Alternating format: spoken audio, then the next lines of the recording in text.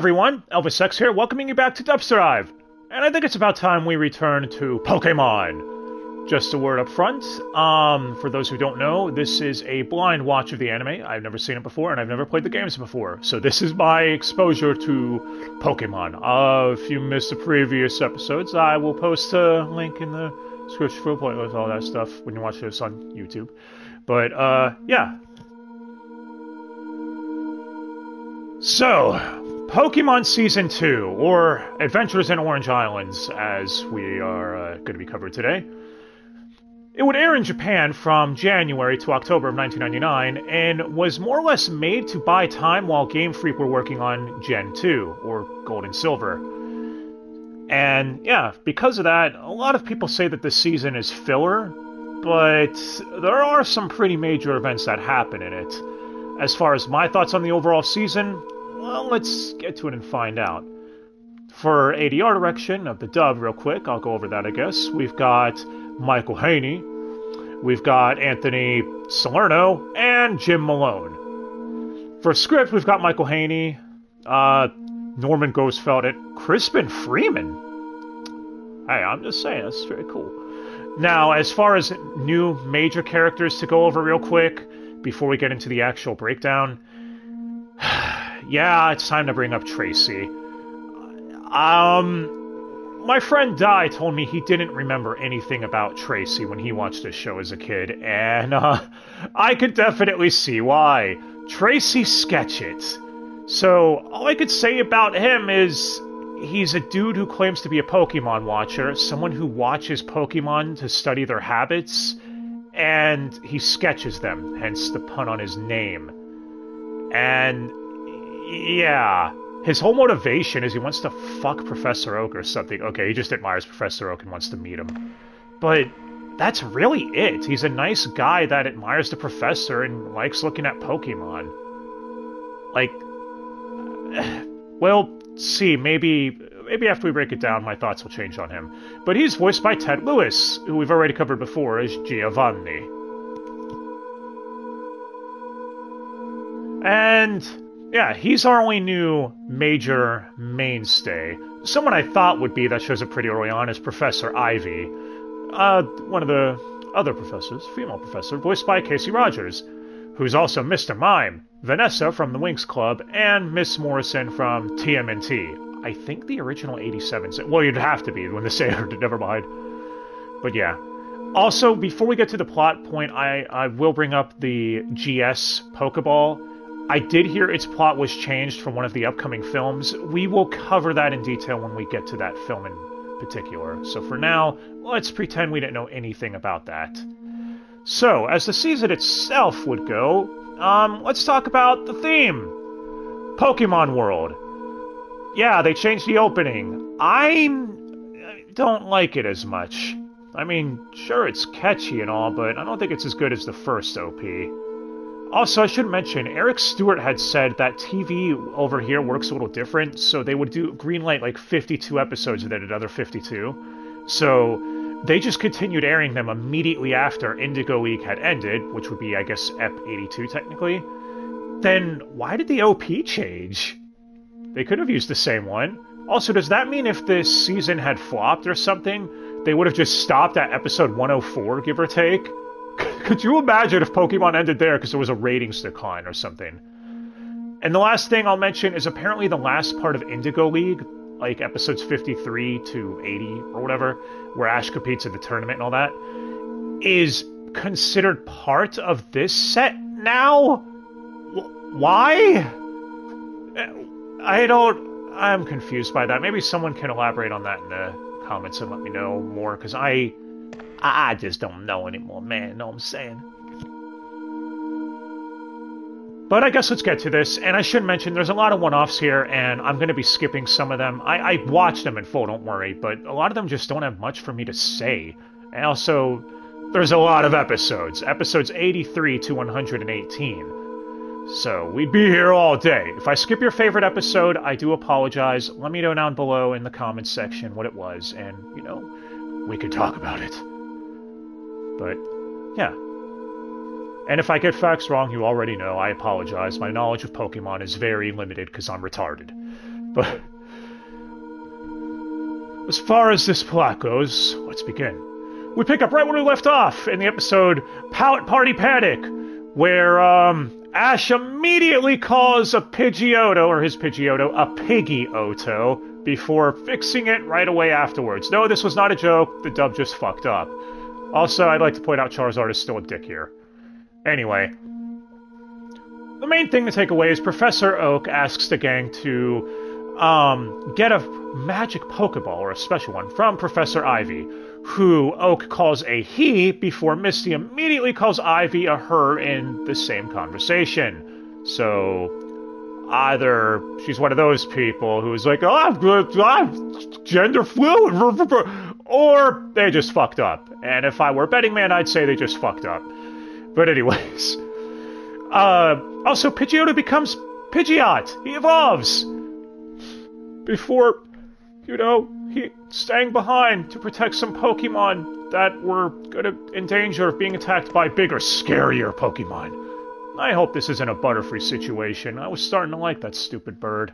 Either way, Pidgeot is staying behind. Oh, also Brock wants to come to the island too, because he wants to see the chicks, yeah. There's a little mini-arc where they have to go there. They get a ride on a blimp, controlled by Team Rocket, and, blimp crashes and all that stuff.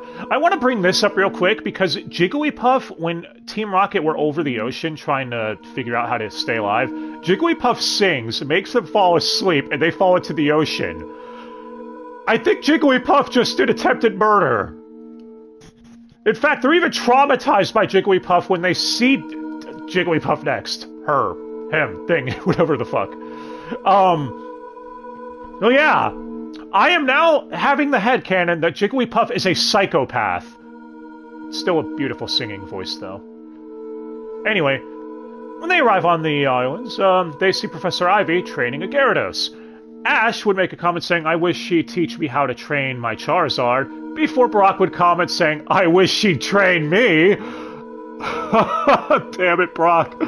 Oh, I'm so glad you're here, man. I missed your comments. Sure, it'd be a shame if you were to leave the group and everything. Anyway, the mysterious Pokeball is a gold and silver color, thus a GS ball, which I think means gold and silver. Either that or Goblin Slayer.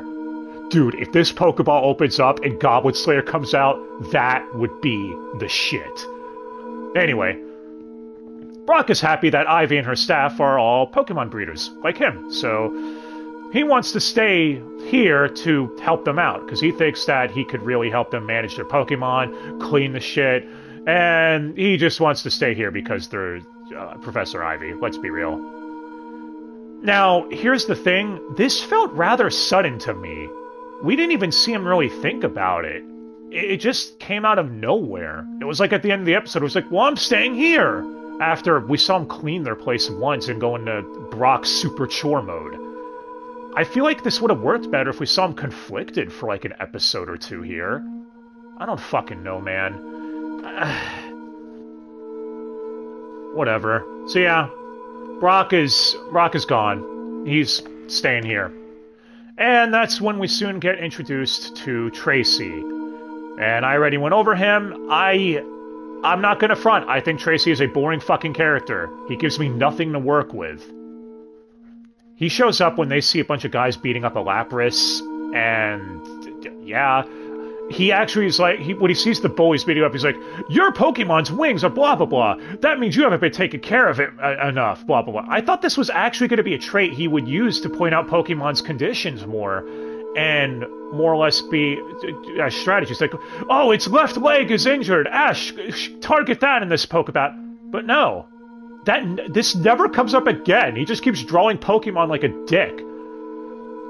Anyway, yeah, there's a moment where Ash tries singing to the Lapras. It sounds like a dying walrus. Yeah, Ash, don't ever sing again, man. I'm sorry, but you're not for it. Anyway, Ash ends up recruiting the Lapras as they use him to ride towards the other islands. And so the boat filler of Naruto Shippuden begins. Okay, no, this isn't as bad as that. I can't pretend. But yeah, Ash wants to fight the Orange Crew in order to compete in the Orange League. Speaking of, I'll have to admit I do like the Orange duels here, because they are slightly different. An example would be the first gym leader Ash has to take on. It's who can shoot the most cans at, with water attacks. So it's Seadra versus Squirtle. And I actually thought that was kind of cool. Hell, there's even a moment right after that in round 2 where Ash has to go on a race with Lapras against Blastoise in the water. And Ash uses Lapras to freeze the ice because it can move across ice faster than Blastoise. I thought that was kind of cool. Again, I really like that concept because it's testing different skills of the Pokemon trainers than just, who's stronger, let's fight, blah, blah, blah. Oh, go on then. Pikachu Revolts is right after this, though, and that is probably one of my favorite episodes of this set because Butch and Cassidy are back, which is really cool. Also, I don't know if I made this comment last time, but why does Butch sound like Cell First Form? It's just me. Anyway, they're using a scheme where they mind control other Pokemon to turn them against each other and control them, etc., and recruit them for Giovanni, who they claim bailed them out of prison. Which... I love how Jesse and James are like, well, the boss would do that for us, right? Yeah, I don't think he would, man. Sorry. Jesse and James end up having to work with Ash and company to get their Pokemon back, too. Again, I really like this. This episode was really cool. After that, we have the Crystal Onyx. And it's the first time we see Tracey be useful, as he uses a Meryl Pokemon to track down this Crystal Onyx thing, which apparently I heard is not a Pokemon in the actual games. That's a shame. I don't know. Then again, I heard people created mods where you could play through the Orange Island situation. Yeah, I heard Orange Island isn't based on any games, so that's another reason why people consider it filler. Think of that way you will, though. I had a laugh, though, in this episode. Team Rocket, when they show up after being in a trap, Ash is like, how did you escape that trap? And James goes, well, it's a really long story, twerp. And that's what Jesse just says, the writers didn't even know. It's like, yeah, they just said, fuck it, they out of the trap. Now, why? Because they are. But yeah. After that, we have In the Pink, which opens with Misty and Tracey talking about Togepi, needing to learn how to use a move? I'm pretty sure we saw it use Metronome a couple of episodes back. I don't know, maybe I'm mistaken. But, yeah, all the Pokemon here are pink, and you get Team Rocket singing a Pinkoland song. It's really dumb, but it's Team Rocket, so I can't help but love it. Also, Ash saying a pink Pikachu would be Pinkachu. Damn it, Ash. Anyway, it more or less ends with Professor Oak telling them to stay away from the island and never mention it again, because it's a special island and we don't want anyone finding out about it, before Oak gets covered in muck. Muck.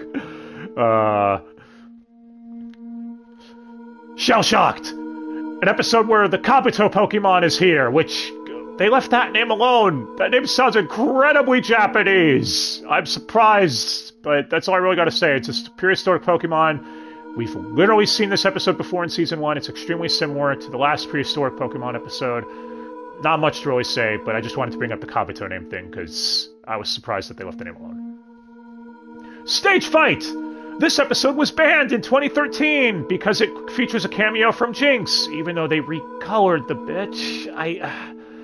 I already said my piece on this. I think banning episodes simply because of Jinx is fucking retarded, but here we are. Anyway, it actually involves a theater of talking Pokemon being on stage, like Hitmonchan. Hitmonchan's a cool Pokemon. I recruit him. Except you find out it was actors talking for the Pokemon, matching the lip flaps. And Ash even makes a comment saying that matching lip flaps is really hard when he participates in the play. Wonder if that was the voice actor speaking at that moment. I don't know. There is a moment in this episode where Ash basically repeats what Brock told him to another Pokemon trainer, how Pokemon have different personalities and, you know, you got to adapt to that. And, I don't know, I kind of like that, where he remembers the lessons he was taught. The episode ends with them singing a version of Pokemon World. So, yeah. Again, I don't mind this episode. It's alright. I like theater play episodes, so this one was right up my alley. The Joy of Something or Other. This episode sucks. I'm sorry. It involves a buff Nurse Joy, who's not working at a Pokemon Center because she wants to befriend a Magikarp and take care of Pokemon in the wild. As Tracey would call her, the Florence Nightingale of Nurse Joys. Yes, it's an episode themed around a giant Magikarp. Not much to really say here. Wasn't a fan. Moving on. I just brought it up because of the stupid line from Tracey. Naval Maneuvers, which is the next gym boss fight, if you want to call it that.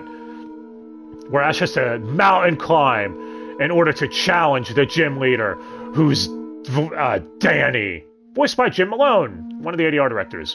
The Dragon Fang boss from episode 1 of The Slayers, and The Boy from Golf Force Eternal Story. It is alright, I guess. No complaints. Ash must face him then in a sled down the mountain race. Again, kind of like it. It was cool. Also, Dan hits on Misty. Lolicon much? I don't know, but yeah. So, either way, this was another fun fight. I like the gym battles. I'm going to say that up front right now. After that is Snack Attack, an episode where they have to stop a Snorlax from eating fruit on the islands for 20 fucking minutes. Yeah, it does end with Ash capturing the Snorlax, but still, this one felt like it dragged for me. Again, if you're a fan of any of these, let me know down below. Maybe you think I'm retarded or something, and explain why. Explain your case. But yeah, I just wasn't a fan of this one. One I was a fan of, though, was Meowth Rules. Oh yeah, Meowth being one of my favorite characters. You all probably knew I was gonna like this one. An ep where a group of people worship Meowth because of a prophecy, where he would bestow wealth upon them. And yeah, there's literally a bunch of people yelling, Hail Meowth of Bounty. And, yeah. He'd even tell the cultists, because that's what they were, Ash and company are evil. This is so great, dude. Before Ash and company get chased off by a giant robotic Meowth on the island. It's so dumb. But the moment I really liked is Team Rocket themselves, when they see Meowth, and they're basically trying to force Meowth to evolve to learn Payday, the cultists are. So Team Rocket throw him all the remaining money from off the side of the stadium or whatever, the Coliseum, and said, alright, there we go, we helped him, now let's leave. After all, he'd probably rather be here and be pampered than stick with losers like us. Meowth, of course, misses them and leaves to go with Jesse and James. It's a really, really nice moment. I really like Team Rocket. Again. Also, you get a rendition of their motto here, where Meowth's like, I need you, and then they quote the Team Rocket motto, but in a different way. So, I'm a friend who needs you too. Make it double, we both need you. You protect us both from desperation. You unite us all in jubilation. You help us chase away our loneliness. You're a mess, but we love you, nevertheless. Jesse, James, Team Rocket's friendship never ends, so let's sail on our ship of friends. It's so cheesy, but I don't care. I fucking love Team Rocket, man. It's great. Yeah, this was a good episode. I really liked it a lot. Tracey Gets Bugged is the next one, where we find a Scyther tribe and find out that they have to... Apparently, younger Scyther will challenge the older Scyther to take on leadership. Tracey captures the downed Scyther. That's... Pride is hurt, and yeah, he has to be told by Professor Oak through the communicator that, you know, Pokemon have different personalities, and that he needs to watch out for those. And Tracey's like, wait, they do? You're a Pokemon watcher! Why do you need to be reminded of this? Damn it, why are you so fucking retarded, Tracey? Oh yeah, I should mention, they contact Oak every now and again, and Ash did tell Oak, he's like, oh, I want to compete in the Orange League, so I hope you don't mind if I hold on to the GS ball while I detour for this. And Oak's like, yeah, it's fine, you can train with it, whatever, I don't care. Train, and just make sure you don't lose the ball. Which I thought was actually going to be a plot point, that he was going to get it stolen from him or something in an episode. Never happened. Anyway, back to this episode. Yeah, Jessie gets her hair cut by a scyther, and they do another version of the theme, where she says to protect my hair from humiliation. I'm not going to quote this whole one, but again, it's really dumb, and I like it. Point is, everything's resolved. Tracey ends up with Scyther now, so, yeah. Good for you, Tracey. Mandarin Island mismatch! Another episode that's banned over the Jinx stupidity. This episode ends with Ash losing to a Pokemon Master named Prima, who tells him losing is important for growth. He already learned this. Wasn't that the point of the Pokemon League tournament thing that he lost? Also, Team Rocket make a comment saying they based their whole career off losing, because of course they did. And they get beaten by Prima's Jinx. I wasn't able to look up who Prima was voiced by, or find that out, I should say, so I do apologize for that. Also, I did find out apparently her name was Kana in Japanese, and they translated it to Lorelei, but you know, they had to match the syllables, was my understanding of it. Thus, we got Prima instead. Wherefore art thou, Pokemon? About two Nidorans in love. And I found out this episode that the Nidorans have gender differences. Female ones and male ones, they function differently. So yeah, their owners hate each other. You all know the gist. They end up liking each other by the end of it, becoming friends. But I brought this up because Team Rocket disguised themselves as a bride and groom. And James, of course, is the bride doing a woman voice like this. And it cracked me up, man. I can't. Oh, I didn't bring this up real quick about the banned episode, the mismatch or whatever. Ash learns about the Trevita Gem Island from this episode, and that's where they're headed to next. Wasn't this episode banned? Doesn't that kind of create a little bit of a plot hole? I guess you could just say he's going from island to island until he eventually arrives at one. It's not, whatever. The next one, though, the Mystery Menace. Alright, this one is insane. So, it involves a monster in the sewers of the city of Trovotopolis. I probably butchered that. And the mayor wants to keep it secret because he's running for election. Hell, he wants to kill the Pokemon. Well, we find out it's Pokemon. But yeah, he wants to kill the monster in the sewers. But the thing is it hasn't hurt anyone. All it's done is steal food. It also ended up kidnapping Ash's Bulbasaur. So, you know, it's a whole complicated issue. Ash uses muck in the sewers to try tracking it down, so this episode even has a little continuity with it, being muck back. That's cool. But, yeah. The mayor's personal hit squad would show up using putty guns. It's like, what the fuck am I watching? But yeah, you find out the monster was a giant Bulbasaur. We're really using this giant Pokemon thing a lot, aren't we? Anyway, it culminates with the mayor wanting to seal up the sewer while Ash and friends are still in there, but they end up escaping with the giant Pokemon. As we find out, the Bulbasaur was the mayor's Pokemon, who he threw away when he was younger in the sewers because it wouldn't evolve. What a fuck! Anyway, Ash's Pokemon, they like Pikachu shit, take on the mayor's hit squad, who are using guns on them. And again, I'm asking, what the fuck am I watching? It's so stupid. The point is, it's resolved. This episode was dumb and insane, and I don't know, I kind of enjoyed it for that. Misty meets her match. We're at the Trevita Gem. Ash must shoot any target that rises up from the river, is his test here. And one of them is Team Rocket. Okay, that was kind of funny. But yeah. Then he has a normal Poke Battle against the gym leader, Rudy, who's a typical pretty boy who hits on Misty or something. He's your prick or whatever you want to call it. I don't know. He's just a typical pretty boy. And, yeah. He uses Starmie. Which, him versus Squirtle was the match, and I don't know. I thought it was an interesting fight. Starmie used lightning, and Squirtle had to get around that.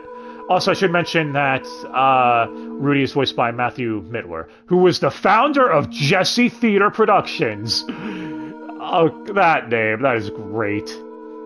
But yeah.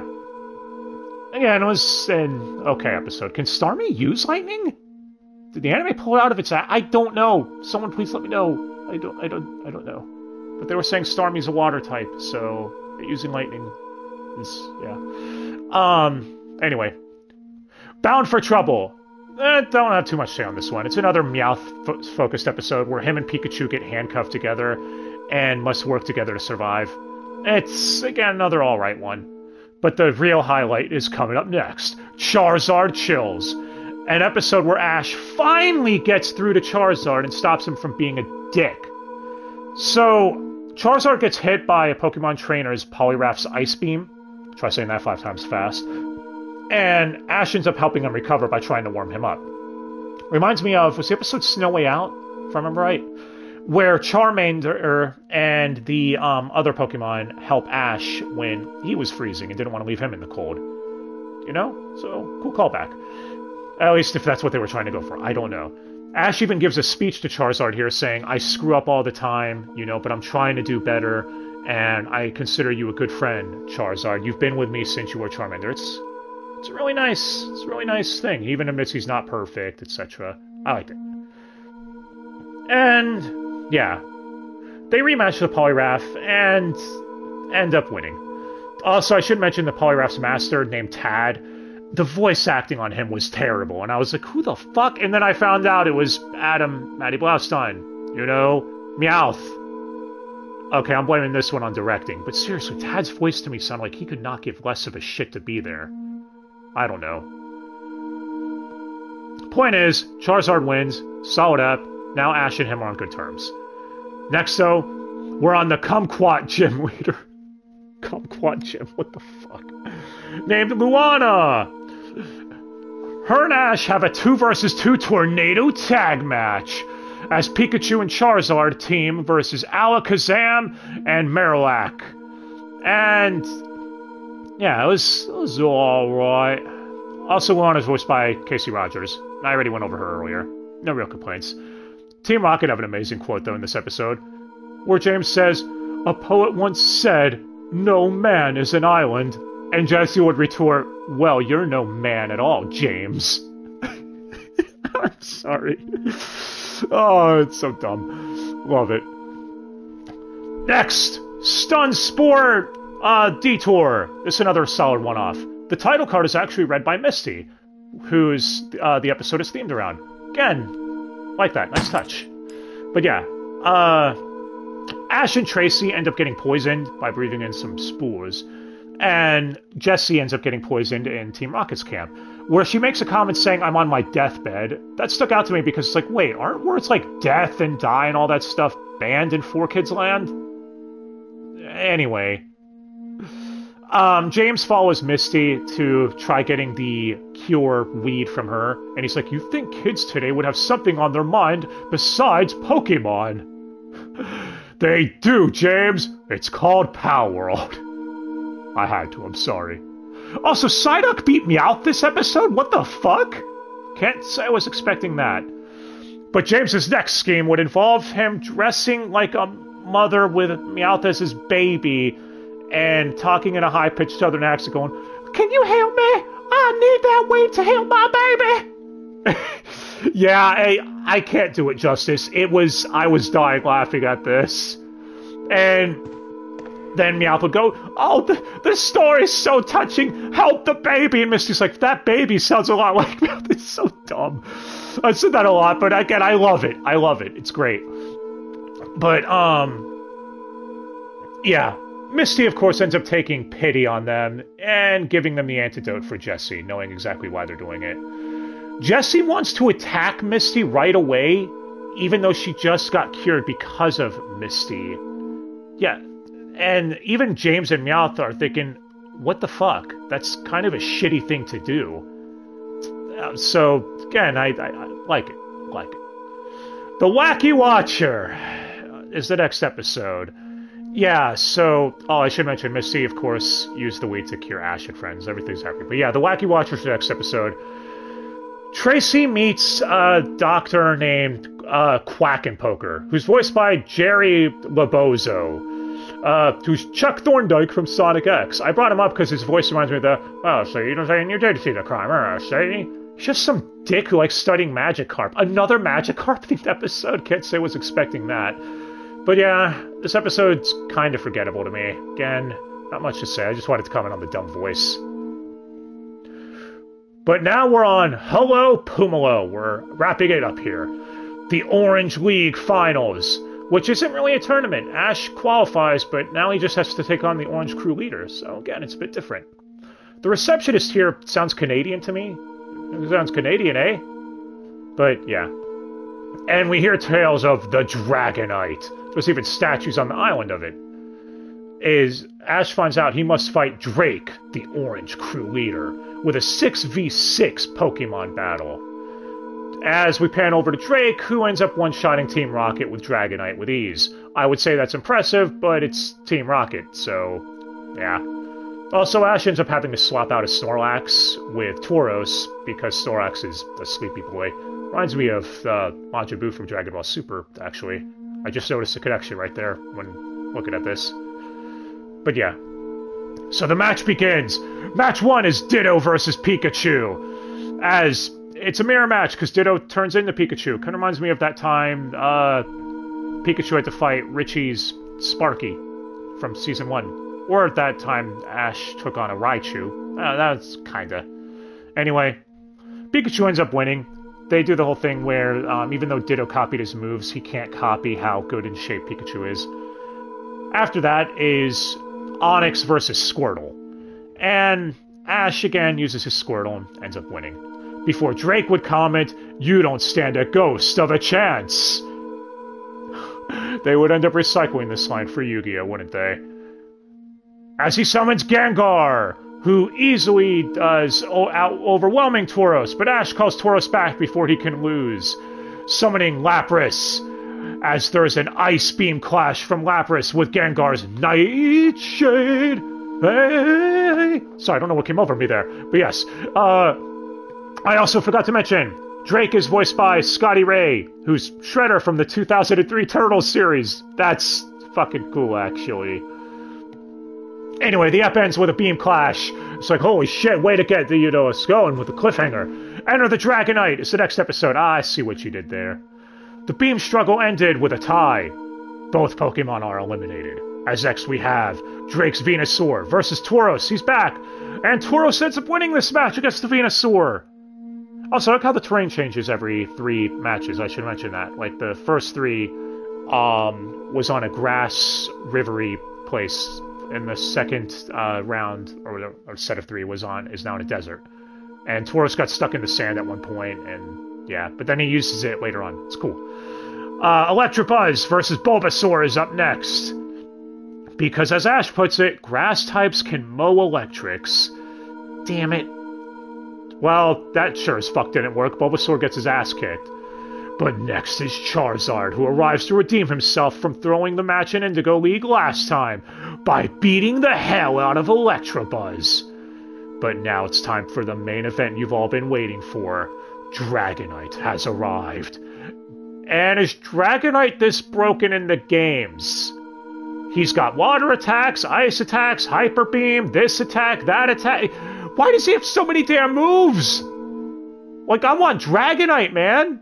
They call this a dragon fight. I didn't know Charizard was a dragon. Maybe he is. I don't know. As they fight in the air, they have a Dragon Rage clash. I guess if he used Dragon Rage as a move, then Charizard must be, right? Anyway, it's an awesome fucking fight. Charizard ends up losing, though. But not to worry, Ash still has some Pokemon left. Like Squirtle, who's back to win the day. Oh, he got his ass kicked, too. Well, Team Rocket's here! Ash chooses Oh no, they're just crashing the party to try stealing the Dragonite, who still kicks their ass, as they get the fuck out of here. We're in the middle of the match. Tauros is back! As Ash uses the sand, this is what I was talking about, as a cushion when Tauros gets body slammed.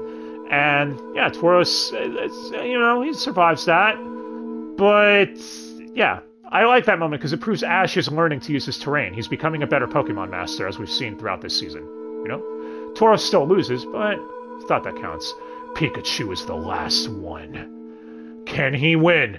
It's a close match, but Pikachu gives the dazed Dragonite, who's exhausted, a shock that he'll never forget as Dragonite falls. This was actually okay. These 2 episodes were pretty hype. I enjoyed them a lot. And, yeah. Drake of the 99 Dragons is very happy for Ash. I mean, apparently they said Drake was undefeated for a long time or something. Oh, but now Ash is in the Orange League Hall of Fame, and he has a trophy. So, yeah, all's well that ends well. Yeah, it's cool. It's cool. Viva los Lapros! Reminds me of Eddie Guerrero. Anyway, this episode involves Pokemon pirates led by Captain Crook. Okay. As they're stealing Pokemon, there's a Maddie Adam Blaustein pirate assistant doing the Meowth voice with a slight pirate accent, kind of. So, it's a little silly.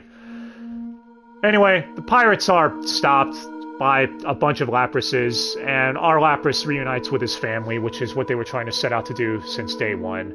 They try replicating the Butterfree thing here, the moment, but I don't think it hits as hard. I was way more sad about the Butterfree thing. Is that just me? I don't know. But yeah.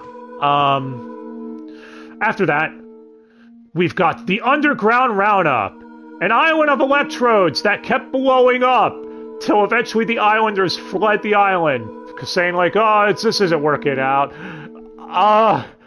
Do they mean they died? Was this 4Kids covering it up? Because, I mean, if a bunch of electrodes are blowing up like bombs everywhere, I'm pretty sure people died. So I wanted to bring up, that was another forgettable one-off, but I just thought that was silly. Anyway, a tense situation. We're at the end. As we're back in Pallet Town, Brock is in Ash's house? What the fuck is he doing here? Oh, Ash's mom, Delia. Never mind, that makes sense.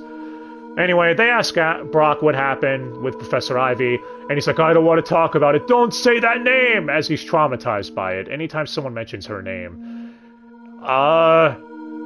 This better have something. I swear to fuck if it's just because the writers didn't know what to do, and said, well, fuck it, we don't need a reason. Anyway. Also, Ash's mom still has Mr. Mime here, living in this house, doing the chores and stuff with Brock. I'm surprised. Like, out of all the things to keep from a one-off episode, Mr. Mime is sticking around. Yeah. And Ash's mom sees the trophy that Ash won and says she can use it as a dumbbell. I guess stupidity runs in the family. Damn it. Anyway, they go see Professor Oak next, who gets the GS ball, and he can't make heads or tails of it either. And we're going to come back to that in a second. Tracey is happy to meet his idol, and yeah, that's when Team Rocket arrives for their final scheme. Except not really, they've one scheme left, but fuck it, we'll call it their final scheme for now. Where they try stealing a bunch of Pokemon, using a vacuum in a circus tent thing. Jessie gets covered in muck! Woof! But before anything wrong can happen, Gary shows up to stop Team Rocket at the last second, saving the day, as brings us to our final episode, the Rivalry Revival. Ash versus Gary. Gary's Eevee versus Pikachu. And it's a squash match. Yeah, Eevee kicks the shit out of Pikachu. But Gary still calls Ash a tough opponent, and even tells Eevee they're a very tough duo, Eevee, so all that stuff. I'm glad they still respect one another. I was worried they would return to the shit before the league from last season and have them at each other's throats, acting like there was no development. But no, they kept it. Again, I'm a sucker for this shit. Rivals who necessarily might not be the best of friends, but they still respect one another. So, yeah. Anyway, after this, Gary heads out to enter the Johto League. Johto League? Whatever the fuck.